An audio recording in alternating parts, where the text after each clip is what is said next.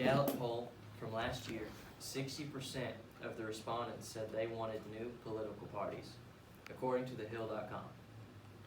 Politics is something I am quite fond of because I love the arguments, and especially America's past and the present arguments.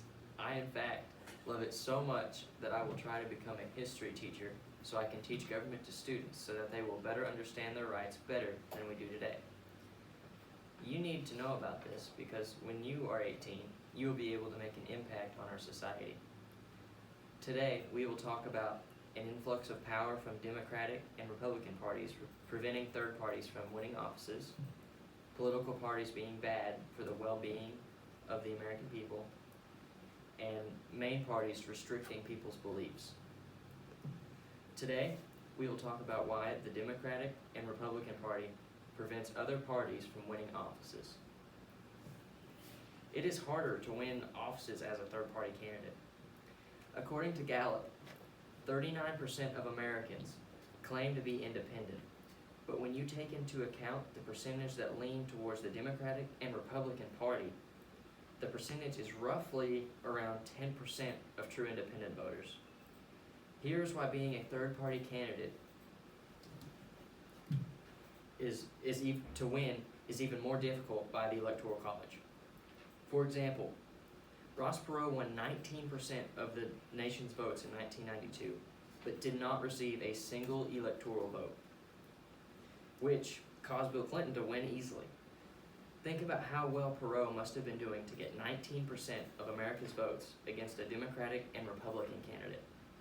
How would you feel if your vote basically went to waste based on party influence and not the candidate's views and values? What is being played out here is the concept of Duverger's law. Duverger's law is the idea that in two political party systems, voters are loath to waste their votes on a third-party candidate unlikely to win. This concept is not true in other nations, but in the U.S., this is very true indeed.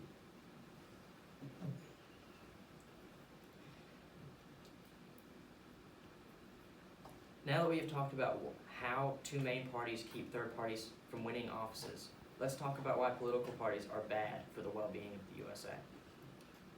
Political parties tear people apart from one another. They may help bring people together, but they are also very good at tearing people apart. Here's a quote from the second president of the United States, John Adams. "There is nothing which I dread so much as a division of the republic into two great parties, each arranged under its own leader, and converting measures in an opposition to each other. This, in my humble apprehension, is to be dreaded as the greatest political evil under our Constitution," according to foundersarchive.gov. The platforms shown by each party are examples of either or fallacies. For example, you are either for abortions or you are against abortions. There are no steps around the options or compromises. For example, a compromise for this might be, maybe we should focus on building stronger condoms, and in return, abortions will cost more to do. And for every party, they have political righteousness, which sounds like it's sad. They perceive themselves as 100% right, and others who disagree with them are perceived as completely wrong. And as a result of these political parties, you can't even speak about politics at the dinner table without an uproar. But if there is an uproar, you ignore them or you weed them out of your relationship circle because their views do not align with yours. So instead of respecting differing opinions, you weed out others you disagree with and keep following your biased news source. Now that we have talked about why main parties are bad for the well-being of American people, let's talk about how they can restrict our beliefs. Main parties, which are Republican and Democratic parties, restrict beliefs. Parties may help create intelligent ideas, but when there are only two main parties, there's not a whole lot of room for a difference of beliefs.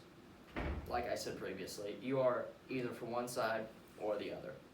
There isn't a side that meets in the middle or just a different perspective. This causes a restriction of beliefs, and with two parties, there is a lot of division, just like I previously mentioned. Because of this, people are more likely to vote for a candidate who is in their party than someone who isn't. This may sound okay, but it really isn't, because it means that they are not doing research on the individual they are choosing. They simply choose over whether or not a candidate is red or blue. This causes a lot of uneducated, biased voting that hurts our voting process. This quote by debate.org backs my previous claim. If we were all independent, there would be less fighting in the Senate itself, because they couldn't just side with a party. They would actually have to form their own opinions, because everyone is independent, and it isn't so easy to just say, oh, they have the right because they are Democrat or Republican. End quote. In conclusion, this has been a problem for centuries now and needs to be addressed by taking away political parties. Tonight, I've told you about major parties preventing others from winning offices, political parties being bad for the well-being of the nation, and the restriction of beliefs that political parties cause.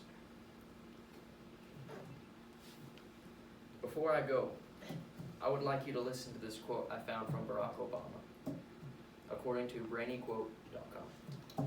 There's not a liberal America and a conservative America. There's the United States of America.